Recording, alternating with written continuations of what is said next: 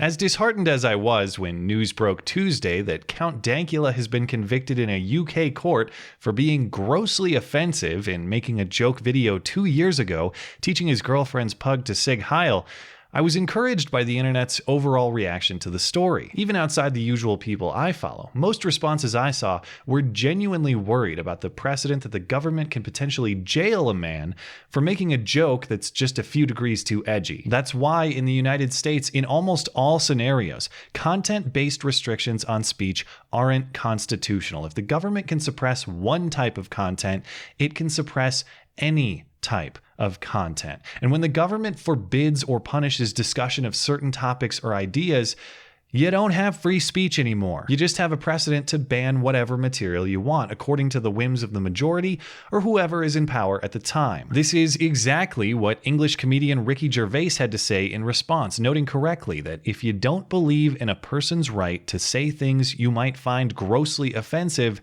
then you don't believe in freedom of speech. Welcome to the alt-right Nazi club, Ricky. We have cookies and juice over in the corner. You don't test your commitment to free speech using speech with which you agree. You test your commitment to free speech using speech you hate. Speech that does grossly offend you. As encouraged as I was by all the responses like Ricky's, someone had to tip the scales with a reaction so wrong it undercuts my optimism entirely. Ricky's tweet spawned an article that grossly offends me, written by a man who ironically uses his free speech to defend the prosecution of others for using theirs. This from New Statesman author Nick Pettigrew. No, Ricky Gervais, defending offensive shit posters isn't a matter of free speech. The freedom to joke is not in jeopardy. Weird title. I think he means that Dankula's Nazi jokes aren't free speech, but it reads like he's saying defending Dankula shouldn't be considered free speech either. That, and he says the freedom to joke isn't in jeopardy, in the context of a man convicted and facing jail time for making a joke. Ricky Gervais has gone on the offensive, not in his usual manner, calling people mongs, doubling down on his transphobia by comparing trans people to chimps in his latest stand-up special, or by foisting the invention of lying on an unsuspecting public.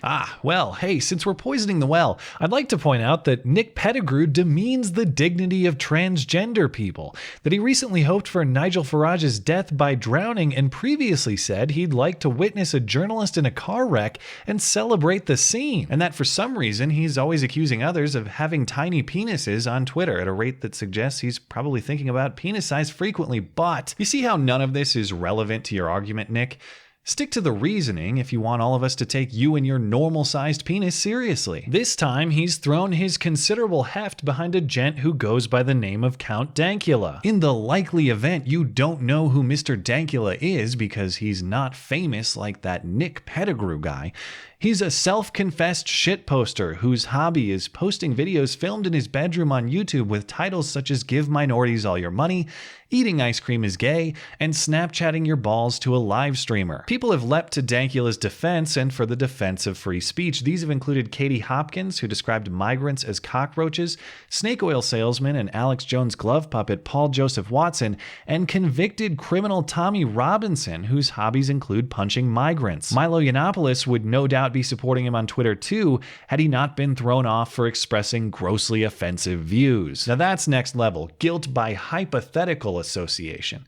Guilt that someone bad might agree with you or might defend you. I can think of plenty of historical despots who, were they alive today, would surely defend Nick's views on free speech, but that hypothetical defense does not a good argument make. But are you telling me you judge an argument not on its merits, but by who delivers it? Are you saying you judge the messenger and not the message? And if a person you find reputable defends Dankula, does that then change your mind, even if the reasoning is exactly the same? And why is it inconceivable that people you don't like could actually be right about this issue? If Hopkins and Watson and Robinson all endorsed breathing oxygen, would you hold your breath, Nick? I hope you give it a shot, personally. But the point is, you still need to explain why their perspective is wrong, not just treat it as self-evidently wrong. because it isn't. Fans of offensive comedy worry that the verdict will set a precedent that will rob them of their source of entertainment. They also seem willing to set aside the content of what the comedy is being offensive about, or how or why. This is the equivalent of drinking to get drunk and not caring how foul or revolting the booze is, so long as it gets you there. If you watch comedy to be shocked, a taser gun is far more efficient and has never made light of a Holocaust. It's not just fans of offensive content who worry this conviction will criminalize their personal source of entertainment. It's worry that this conviction will be a precedent to criminalize almost any form of speech or art or entertainment. Because what's grossly offensive is inherently subjective. The worry about this YouTuber being jailed is the same worry about you being jailed, Nick, for making jokes about a politician's death or for writing such garbage articles. And the rest of your argument in this paragraph is inherently subjective too. You might think people should have more refined taste in comedy or more refined taste in alcohol. But the question is, who should decide and enforce those matters of taste? Should we let people decide their own taste for themselves, or should the state dictate that taste for them? If you don't want government to tell you what booze to drink, don't endorse the precedent of government doing that to others. You are a fool to think you'll be exempt. If Ricky Gervais really is a fan of free speech, maybe he should stop blocking Twitter users who criticize him or retweet posts that do anything other than shower him with praise. It's really hard to believe an adult of alleged mental competence actually wrote this sentence. Do you think freedom of religion requires me to practice all faiths? Do you think freedom of association requires me to let you into my house? That's the nature of freedom. Do or do not.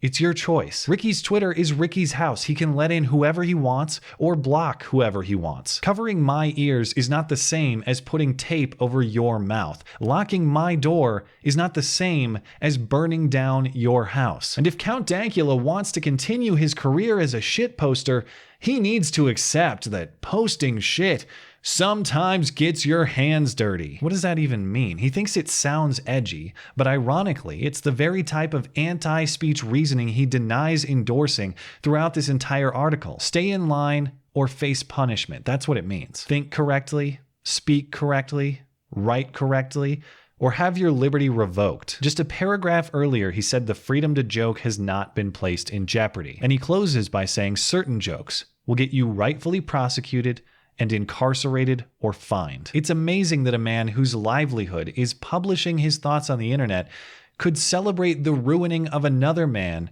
for the exact same thing. We shouldn't judge the tragedy of the erosion of free speech by whether we agree with or enjoy the speech being eroded. We should recognize that if stuff we like isn't being eroded today, the precedent is set for it to erode tomorrow. It would be just as worrisome for Nick Pettigrew to be facing jail time over penis tweets as it is for Count Dankula to be facing it over Nazi jokes. I want them both free to express themselves, and we can let the market, not the state, separate the good from the bad. Although, with writing like this, I guess I can understand why you might think it's just easier to jail your opposition instead. It's not reasoning that's likely to win a debate anytime soon. Thanks as always for listening and for supporting this channel. Always appreciate that thoughtful discussion down below, and especially over on Twitter. That is at ML Christiansen. You're always welcome to come hang out and chat in my live streams. Those are linked down in the description. Looking forward to it. Okay, bye.